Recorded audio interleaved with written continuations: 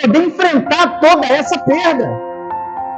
Mas eu quero destacar aqui 5 pontos importantes de como podemos vencer essa dor.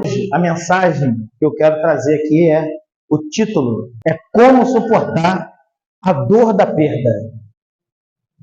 Esse é um título muito forte, creio eu, e eu queria aqui nessa noite poder falar com você sobre isso, né? Porque quando a gente fala sobre a dor da perda, a gente já pensa em alguém. Mas eu quero dizer que nós sofremos perdas em muitas áreas da nossa vida. Não é só a perda de uma pessoa. Nós temos perdas em muitas áreas. Eu queria trabalhar algumas áreas onde nós sofremos perdas e que isso causa uma dor na nossa alma, na nossa vida e alguns transtornos ao longo da nossa caminhada aqui na Terra. Não é verdade? Nós perdemos pessoas, nós perdemos emprego, é verdade ou não? Nós perdemos parentes, perdemos amigos, perdemos até dinheiro. Nós perdemos. E perder alguém nos causa uma dor difícil, que é difícil até falar quando nós perdemos alguém muito querido. Isso causa uma dor muito grande, que as palavras a gente não consegue expressar a dor de alguém que perde alguém, né? E é uma dor irreparável e o único remédio para essa dor é o tempo. Só o tempo é que vai trazer um alívio momentâneo, porque é uma dor que nunca vai ser curada quando nós perdemos alguém importante, não é verdade? Por isso eu queria trabalhar esse texto com vocês, sobre perder, sobre como suportar a dor da perda. Eu hoje desenvolvi esse texto, essa mensagem dessa noite, com base em alguns acontecimentos. E aí eu fui registrando alguns pontos que eu gostaria de falar aqui. Porque alguns pontos, quando se fala de perder alguém, é difícil de explicar. E que só o tempo vai trazer, vai amenizar essa dor, né? Por exemplo, vamos falar de uma dor que é muito forte, a dor do desemprego. Imagina que você é uma pessoa que é provedor da sua casa, a única ou o único provedor da sua casa, e quando você recebe a notícia de que você não faz parte mais das intenções da empresa, do quadro de funcionários daquele lugar, como é que você se sente ao retornar para a sua casa e ter que compartilhar essa palavra com toda a sua família? Como que fica a sua família como um todo se você é o único ou a única provedora da casa? Como falar, explicar para os filhos que eles não vão poder mais estudar naquela escola? Eles terão que se dirigir agora a uma escola pública, porque não há mais a condição de mantê-los naquela escola. Como tirar aquela filha que está no balé, que está ali participando, desenvolvendo, aquele menino que está na escolinha de futebol e fala, olha, agora o papai não vai mais poder, por enquanto, está arcando com isso, né? Ah, mas e aquele meu leitinho? Não vai poder ter esse, vai ter que agora ser um mais em conta, porque a condição do momento não está deixando a gente ter aquilo que a gente gostaria que tivesse. Então você imagina a notícia do desemprego, o que causa na vida, não somente de quem recebeu primeiro, e ter que levar essa notícia para dentro de casa, o quanto isso vai impactar nas pessoas à nossa volta. Você imagina que, não somente dentro de casa, mas acredito eu que até as pessoas que estão nos rodeando, né, nossos parentes, vão dizer, provavelmente ele era um mau funcionário, provavelmente era um péssimo, isso aí nunca gostou de trabalhar, por isso está desempregado. Isso aí é 7-1, rapaz, isso aí sempre armou, é por isso que está nessa condição. Então, quando vem o desemprego, onde a pessoa ela não é ainda livre para abrir seu próprio negócio, né, de depender de si mesma e de Deus, então a gente depende de quem? De um emprego. É natural e é necessário para a nossa vida. Mas a dor do desemprego é algo que fere também a nossa dignidade. Então, trazer essa notícia causa dor em todo mundo que está à nossa volta. Eu me lembro bem, uma certa vez na Pavuna, eu descia do metrô e pegava um ônibus para ir para casa, que era o Via Light, e eu vi ali um homem sentado trabalhava numa empresa de ônibus, e eu vi que ele tirou a camisa, botou a bolsa de lado, a mochila dele, tirou o crachá, deixou assim, ficou sentado. Eu não me contive, eu fui lá. Falei, moço, o senhor está passando mal? Ele, não, é porque eu não sei como eu vou chegar em casa hoje e vou contar para minha família que eu fui demitido. Então, assim, é uma dor muito grande, não é? Por isso que eu trouxe esse título, como suportar a dor da perda. Como que a gente pode lidar com essa situação? Como ter controle emocional para suportar essa dor? Porque você vai precisar de um controle emocional. Porque se as nossas emoções forem afetadas, a gente não vai conseguir dar o próximo passo. Sim ou não? A gente não consegue dar o próximo passo porque a nossa cabeça, a nossa mente está desparafusada, está tudo fora do lugar por causa dessa dor. Você quer uma resposta, você quer uma direção para esse momento. A outra coisa, quando você perde o emprego, tem uma outra coisa também, que às vezes não é só o emprego, é a perda de dinheiro. Quando você perde dinheiro, ou seja porque você investiu num lugar errado, ou porque você fez uma péssima aquisição, né? Tem gente que fala assim, vou comprar essa determinada coisa aqui, vou investir nessa loja, né? Vou investir nessa empresa. Só que aquilo não dá certo, não vai para frente, né? Não tem sucesso. E você diz, poxa, eu investi tanto, mas tive que fechar. Tive que parar o trabalho, tive que parar a operação. Por quê? Porque não foi bem sucedido, não foi bem estudado, não foi bem elaborado. Ou seja, às vezes o momento não era bom e a gente não estudou, a gente não sabia, a gente só entrou de cabeça achando que a gente sabia alguma coisa.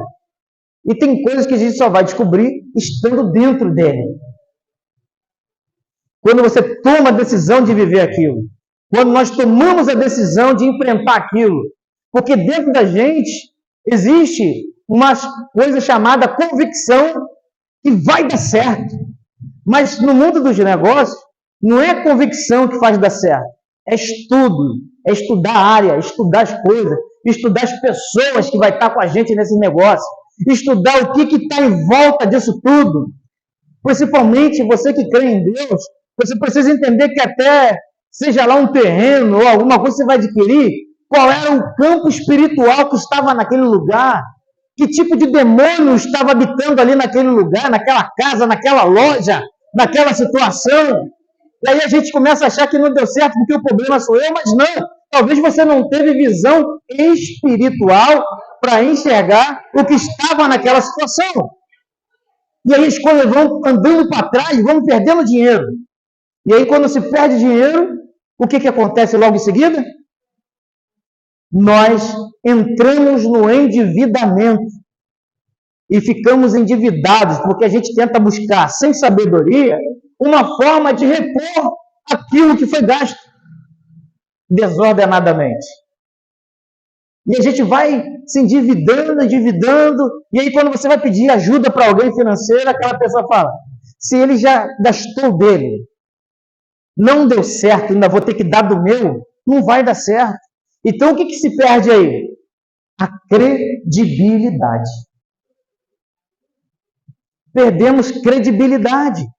Porque se uma pessoa endividada vai te pedir ajuda, você vai falar, não tem jeito, porque não é mais dinheiro que vai resolver. Não vai ser mais dinheiro. O que vai resolver o problema dessa criatura é ele resolver o problema da mente dele.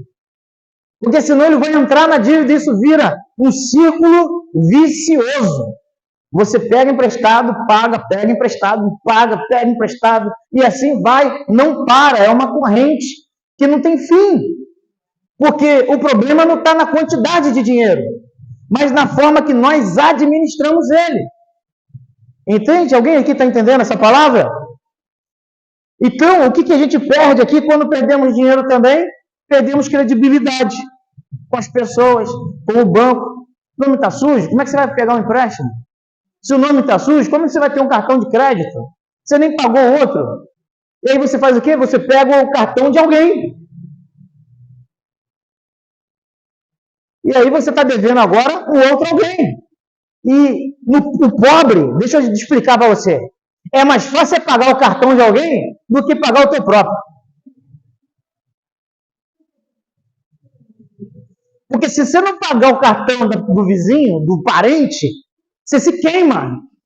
Mas o seu, você não liga. Ah, depois eu resolvo essa bomba. E é assim que nós vivemos. Ou, creio eu, que muitos de nós aqui não vivemos para a glória de Deus. Amém? Então, existe um texto de Provérbios, no capítulo 11, no versículo 24, que eu queria ler com você sobre isso. Provérbios, capítulo 11, versículo 24. O texto diz o seguinte: ao que distribui, mais se lhe acrescenta. E ao que retém, mais do que é justo, é para a sua. Então você percebe aqui nesse texto, ao que distribui, mais se lhe acrescenta. E ao que retém, mais do que é justo, é para a sua perda. Próximo. Aleluia. A alma generosa prosperará. E aquele que atende também será. Então, olha o que a palavra está falando. Que a alma generosa é a que vai prosperar. É a que vai crescer. Então, prosperidade, gente, não se engane, não é ter dinheiro. Prosperidade são todas as áreas da nossa vida. Eu não quero ser rico e ter minha família destruída. Eu não quero ter um monte de dinheiro e viver sozinho, numa mansão. A alma generosa é a que vai prosperar. E aquele que atende também será o quê? Atendido. É a palavra de Deus. Agora, olha o versículo de 21, Provérbios 21, 5.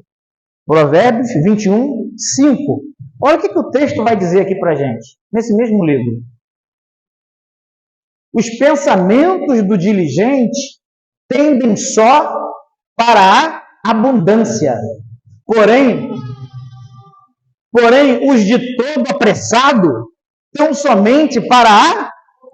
Está vendo? O diligente, ele não tem pressa.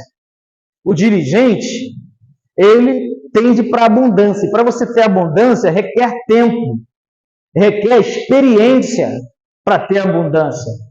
Porque senão, você vai fazer tudo correto, tudo correndo com pressa. Porém, os de todo apressado tão somente para a pobreza. Então, o que é pobreza, segundo a Bíblia?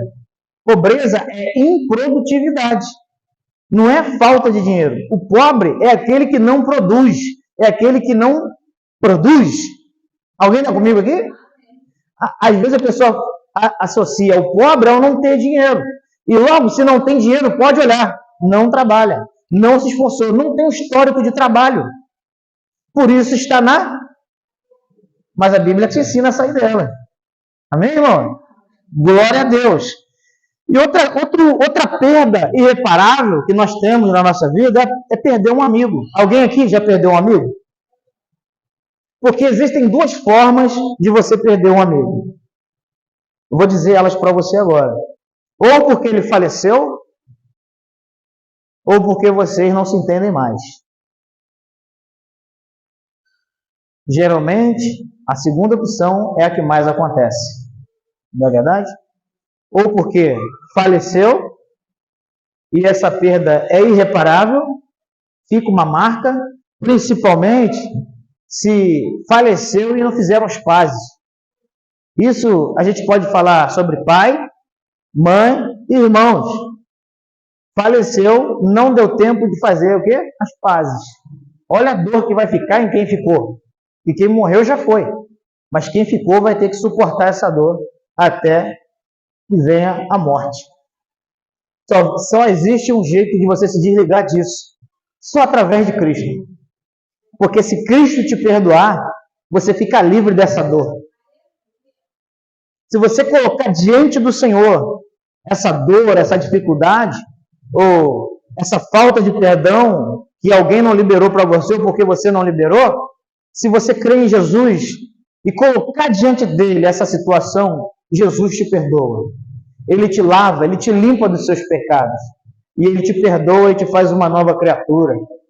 Jesus pode fazer uma nova história na nossa vida. Amém? Agora, quando há um desentendimento, Você imagina saber que essa pessoa está viva e que ela está em algum lugar agora e que você não tem coragem ou você tem muito orgulho para não pedir perdão ou para se reaproximar dessa pessoa. Isso é uma perda que a gente tem na nossa vida e que a gente não consegue, por mais que o tempo passe, essa dor, ela jamais sai do nosso peito. E toda vez que a gente vai na igreja e se fala sobre perdão, de perdoar, de reconciliar, parece que é alguém batendo na porta do nosso coração dizendo, vai lá, ainda há vida, e se há vida, ainda há esperança. Resolve isso. Resolve essa questão, porque não dá para viver dessa forma. É uma dor que a gente carrega. E que muitas das vezes você está na sua casa ou em qualquer lugar e vem a lembrança daquela pessoa. Aí é o motivo de você ficar triste na hora. Bate uma tristeza porque você não conseguiu se reconciliar com aquela pessoa. E Jesus nos dá essa oportunidade de perdoar ou de se aproximar dessa pessoa. Queria ler um texto de Mateus, capítulo 5, no versículo 4. Jesus vai falar uma coisa interessante que eu gostaria que você pudesse ler comigo. Mateus, capítulo 5, versículo 4. Diz assim, ó, bem-aventurados os que, porque eles serão o quê?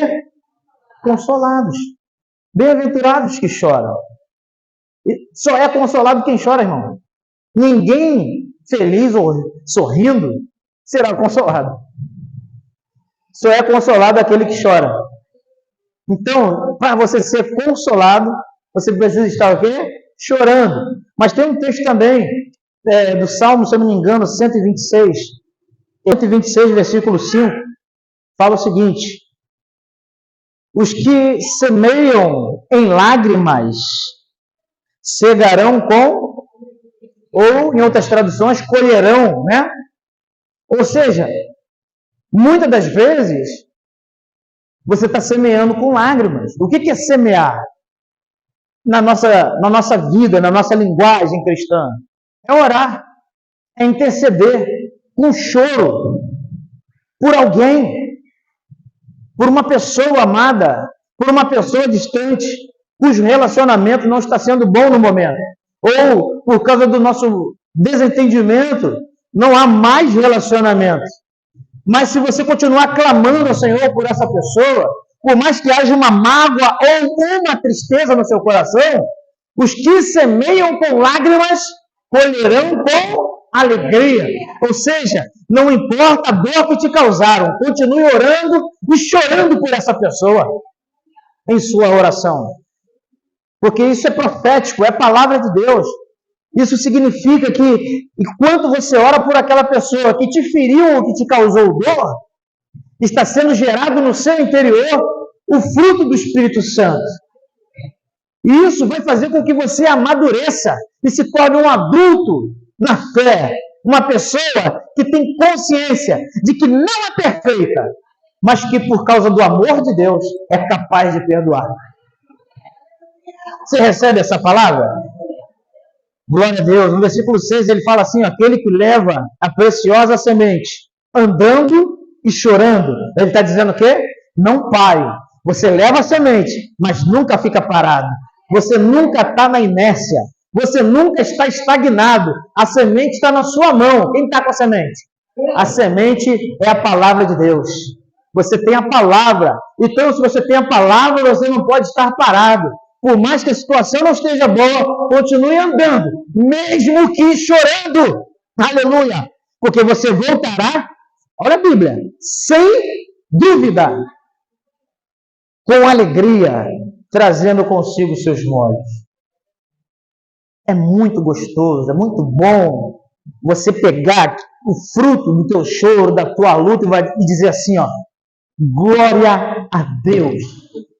Aqui está o fruto de todo o meu esforço, o fruto de tudo que eu fiz, do meu choro, das minhas lágrimas, da minha dedicação. O Senhor ouviu a minha oração. É maravilhoso. Então, não tem nada acabado. Enquanto a vida, a esperança, continue crendo. Continue crendo. Sabe por quê? Porque uma dor tão grande, uma perda irreparável, é a perda da fé. Quando se perde a fé, irmão, se perde tudo. A fé, olha o que diz o texto de Hebreus 11, versículo 6. Olha o que diz. Para começar, a perda da fé. Ora, sem fé é impossível agradar-lhe. É o quê? Meu Deus. Porque é necessário que aquele que se aproxima de Deus creia que ele existe e que é o quê? Galardoador dos que o buscam. Ele recompensa aqueles que buscam a ele. Então a fé, além de agradar a Deus, também te traz recompensa. Ela também te recompensa porque você crê que Ele existe. Ele de fato está entre nós. Ele mandou o seu Espírito para habitar entre nós. Esse é Deus. Então, sem fé, é impossível agradar. Quando o que Deus nos dá vem do alto, aleluia, é diferente. Porque você, no primeiro momento, não acredita que você mesmo é capaz de conquistar ou de realizar. Porque é uma loucura. Mas se é pela fé, você precisa crer até o final. Não é crer em parte, não é crer por um tempo, não é crer por um momento. Mas a fé te faz olhar para o impossível, para aquilo que parece impossível, só parece. Mas se essa palavra, se esse direcionamento vem de Deus, meu Deus, pega firme e não solta nunca mais. Porque quem liberou foi Deus. Quem te mostrou foi o Senhor. E se Ele falou, Ele vai cumprir. Você crê nisso, irmão? Então a fé, no primeiro momento, te faz conhecer a Deus. E, em segundo lugar, quando você conhece a Deus, você consegue agradar o coração de Deus. Porque você já não anda mais por vista, mas pela fé. Por isso eu digo, quem perde a fé, perde tudo. Perde tudo. Sem fé, o primeiro passo é não agradar a Deus. Segundo passo é que você não vai receber recompensa por crer nele. Amém, irmãos? Agora no texto de Romanos 14, 23, quando se fala da fé, quando se perde a fé, o texto de Romanos 14, versículo 23, diz o seguinte: mas aquele que tem o quê? Dúvidas. Se come, está condenado. Porque não come por fé. E tudo que não é de fé é pecado. Percebe aqui? Até o comer, se você não come pela fé, você está pecando, irmão. Olha aqui, a palavra de Deus está dizendo que tudo que não é de fé é pecado. Tudo que não é de fé é pecado. Agora, vamos descrever aqui um cenário onde as pessoas, elas acham que estão usando a fé, mas na verdade elas estão usando a crença dela. Porque a fé, nós já vimos em Hebreus, que é para conhecer a Deus. A fé nos impulsiona a crer que Ele existe. Isso é fé. E a fé nos faz agradar a Deus. Só que quando você tem uma causa na justiça, você tem fé que vai sair e que você vai se dar bem. Isso não é fé, irmão. Isso é crença. Porque a gente só tem fé nas coisas que trarão benefício para a sua vida. Se não trouxer benefício, você não usa a tua fé. Está entendendo? Porque a verdadeira fé, ela te alimenta no momento da dificuldade, não porque Deus vai te socorrer ou vai te livrar de alguma coisa. Isso você precisa ter como certeza de que Ele cuida de você. Mas a fé que a Bíblia nos fala, ela nos remete a não somente nas coisas terrenas e passageiras dessa terra, mas a fé genuína e autêntica é crer que Jesus Cristo é o Filho de Deus e que veio ao mundo para nos salvar dos nossos pecados e nos resgatar. Essa é a fé verdadeira. que independente do que aconteça na tua vida, você continua crendo, você continua vindo na igreja, você continua orando, você continua buscando a face de Deus. Se tem comida, cama, Deus e da glória. Se não tem comida, continua glorificando. Se tem dinheiro para pagar, aleluia. Se não tem dinheiro, continua adorando a Deus. Essa é a verdadeira fé, porque não depende do teu momento, não depende do teu estado, depende daquilo que você carrega no seu peito. Aleluia! Essa é a verdadeira fé. Não a fé para conquistar, mas a fé para morrer para esse mundo e viver somente para Deus. Quem recebe essa palavra? Glória a Deus, porque em Romanos 6:23 vai falar que o salário do pecado é a morte. Mas o dom gratuito de Deus é o quê? É a vida eterna. Pode botar aí. É isso mesmo? Porque o salário do pecado é a morte, mas o dom gratuito de Deus é a vida por Cristo Jesus, nosso Senhor. Então é isso que nós precisamos entender aqui. Amém? Glória a Deus. Eu já falei de várias perdas. Eu falei de muitas perdas. Falei da perda de emprego, falei da perda da... Não falei nem da perda da saúde. Você imagina perder a saúde? Imagine alguém que está perdendo a saúde.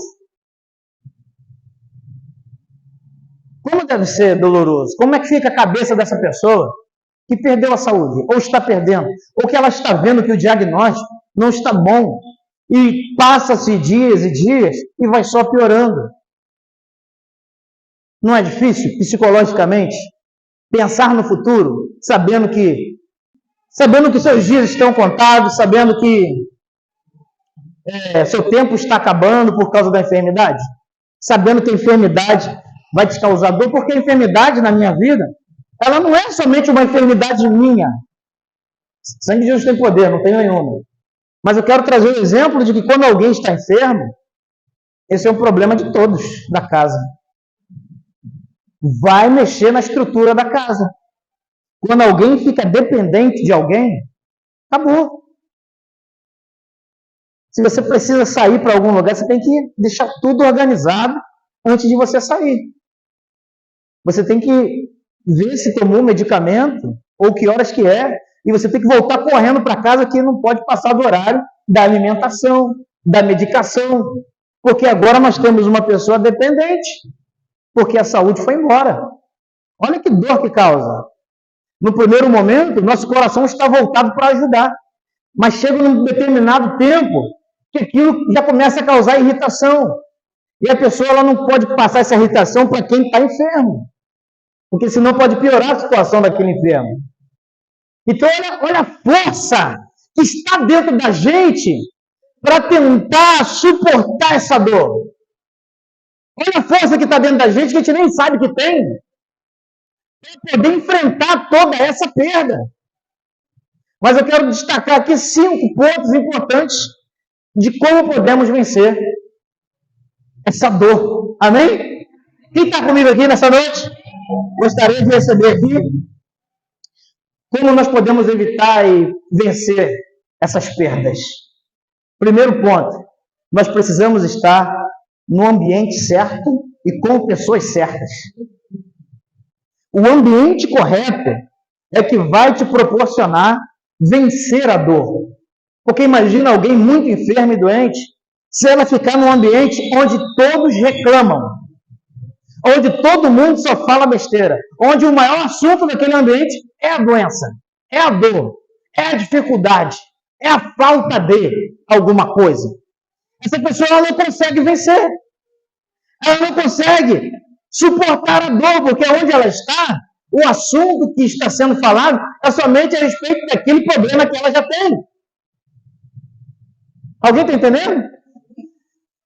Então, se você está num ambiente como esse, num ambiente onde nós falamos de cura, onde nós falamos de vitória, onde somos um povo vitorioso, é o povo de Deus, é um povo que rompe as barreiras, quando você está num ambiente onde há irmãos e irmãs que estão lado a lado com você, independente da luta, da adversidade, e que eles estão dizendo assim, a gente vai vencer, nós iremos vencer, nós iremos conquistar. Olha, já estou vendo pela fé, olha só, já estou vendo, hein? Deus vai fazer uma grande obra. Esse problema não é para matar, é para fazer a gente vencer. Imagina você com todos os problemas de dor e de perda, estar num ambiente onde as pessoas te ajudam e te impulsionam para crescer. Essa pessoa consegue vencer a dor. Essa pessoa consegue vencer essa perda. Sim ou não? Quem crê nisso? Glória a Deus, porque está no ambiente certo e com as pessoas certas vai fazer você suportar essa dor. E também, o segundo ponto que te faz vencer é trocar o fardo. Porque se essa dor é grande, você precisa trocar o teu fardo com o de Jesus, que é leve. Em Mateus 11, no capítulo 11, versículo 28, vai dizer assim, ó: vinde a mim, todos os que estáis cansados e oprimidos, e eu vos...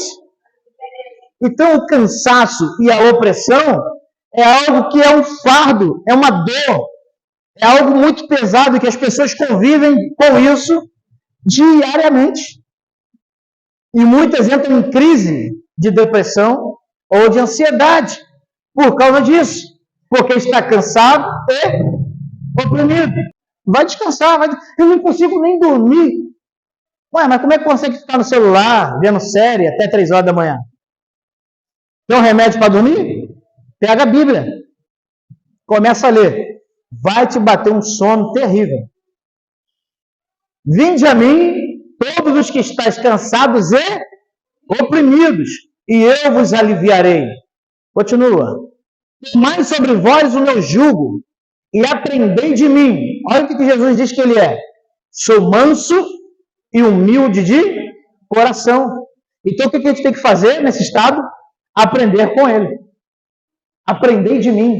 Ó, temos que aprender com Jesus. Amém? Ele é manso e humilde de coração. E encontrareis descanso para as vossas...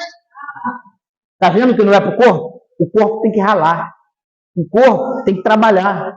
A gente foi feito para produzir, para alcançar, para conquistar, para ir para frente. O descanso que Jesus promete é para a alma.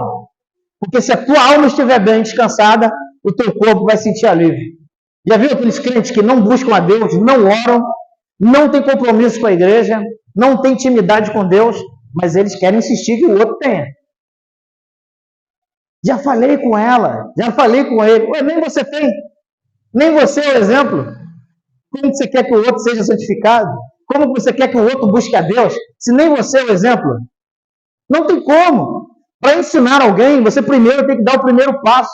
Como Jesus ensina aqui, ó, aprender de mim, aprenda com ele. Aprenda com Jesus e as pessoas vão olhar para você e vão ser capazes de enxergar Jesus na sua vida. Quem crê nisso? Então, decida trocar o teu fardo. Troca o teu fardo pesado pelo de Jesus, que é leve. Amém? Terceiro ponto, entender que tudo está no controle de Deus. Nós precisamos aprender isso. Tudo está no controle de Deus. Você não resolve nada. Você até acha que resolve. Mas a vida é assim, ó. Estalou o dedo, acabou a vida, né? Hoje eu tive mais uma oportunidade de estar num enterro.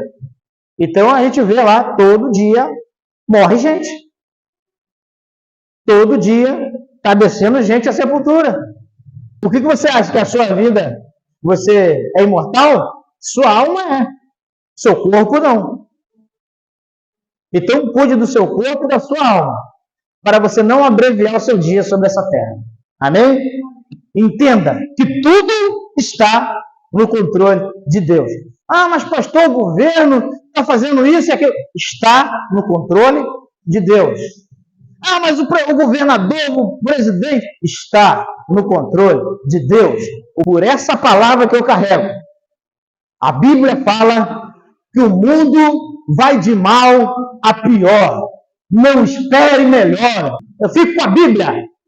E só ela me garante que o mundo vai de mal a pior. Só tem uma forma. O governo do céu precisa governar nossa alma. O governo do céu precisa governar nossa vida. O governo de Deus é que vai nos amparar, nos fortalecer. Então, passará o céu e a terra, mas a palavra de Deus não vai passar. Você crê nisso, irmão? Glória a Deus. Olha só, quarto ponto que a gente precisa para suportar as dores da vida. Qual é esse quarto ponto? Buscar uma renovação na nossa mentalidade.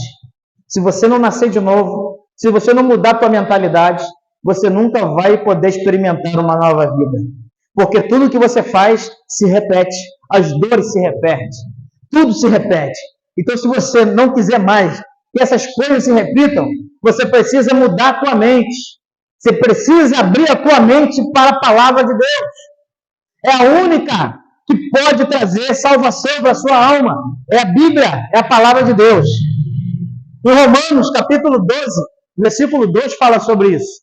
Ele fala, e não vos conformeis com esse mundo, mas transformai-vos pela renovação do vosso entendimento, para que experimenteis, você vai experimentar qual seja a boa, agradável e perfeita vontade de Deus. Está entendendo? Não se conforme com esse mundo. Você tem que ser irado contra o mundo. Esse mundo é pecaminoso, é nojento. O mundo é nojento. Eu não me conformo com esse mundo. Eu não quero esse mundo dentro de mim. Eu não quero esse mundo na minha vida, na minha casa e nem na igreja que eu congrego. Eu não quero esse mundo. Por isso, eu não me conformo. Então, o que eu preciso fazer? Eu preciso ser transformado. Irmãos, o crente tem que ter nojo das coisas do mundo, mundana, práticas mundanas, maneira de viver mundana. A gente tem que ter raiva, não é das pessoas, estou falando das práticas, entende? Senão a gente vai ficar com ira das pessoas que fazem as práticas erradas. A gente tem que amar todas elas. Mas a prática do erro, o pecado, a sujeira, a traição, mais o quê? O adultério, essas coisas são nojentas, não são de Deus, são os frutos, são as obras da carne. A gente tem que ter, sabe, tem que ter, como que pode? Não pode aceitar. Por isso a gente precisa de uma mente renovada, transformada. E como você transforma a tua mente, o teu coração? A palavra de Deus. Não tem outra escolha. Você precisa buscar na palavra de Deus. Quinto passo, irmão. O que você precisa fazer para vencer as dores? Permitir a ação do Espírito Santo em nossa vida. Se você não abrir o teu coração, se você não abrir a tua vida, o Espírito Santo não pode fazer morada. Se você não permitir a ação do Espírito Santo, ele não vai trazer consolo para a sua alma. Por isso você vai continuar com dores na sua alma. Você vai continuar suportando dor e dor atrás de dor. Quem aguenta viver na dor, irmão? Quem aguenta isso? Então você precisa abrir a tua vida, o teu coração, para quê? Para permitir que a palavra de Deus e o Espírito Santo, Consolador, possa fazer morada, possa encontrar um espaço no teu coração. Ore ao Senhor, busque a Deus, busque na palavra. Você orou hoje? Leu a Bíblia hoje, irmão? Você precisa orar, você precisa clamar, você precisa abrir a palavra de Deus. Deixa o Espírito Santo fazer morada na sua vida. Esse espaço vazio aí é do tamanho do Espírito Santo na sua vida. Amém? Eu trouxe 5 aqui passos, mas vou trazer um bônus aqui. Quem gostaria de receber? Esse aqui é forte, irmão. Essa é para fechar a tampa aqui. Amém? A dor nos traz fraqueza. Porém, o poder de Deus, ele se aperfeiçoa na fraqueza. Quer ver? O texto está em 2 Coríntios 12, versículo 9. Olha o que o apóstolo Paulo vai dizer. Preste atenção. E disse-me, a minha graça te basta, porque o meu poder se aperfeiçoa na fraqueza. De boa vontade, pois, me gloriarei nas minhas fraquezas, para que em mim habite o quê? O poder de Cristo. Para o crente admitir que ele está em fraqueza, ele está dizendo assim, o poder de Deus está se aperfeiçoando na minha vida. O maior problema é aquela pessoa que diz que não está fraca, que admite que é forte e que ela está sempre bem em Deus. Essa pessoa é perigosa, porque no primeiro sintoma de fraqueza, ela desiste de tudo.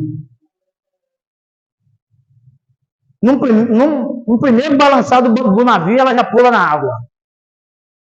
Só que a Bíblia está falando aqui que o poder de Deus na vida daquele que crê se aperfeiçoa, né?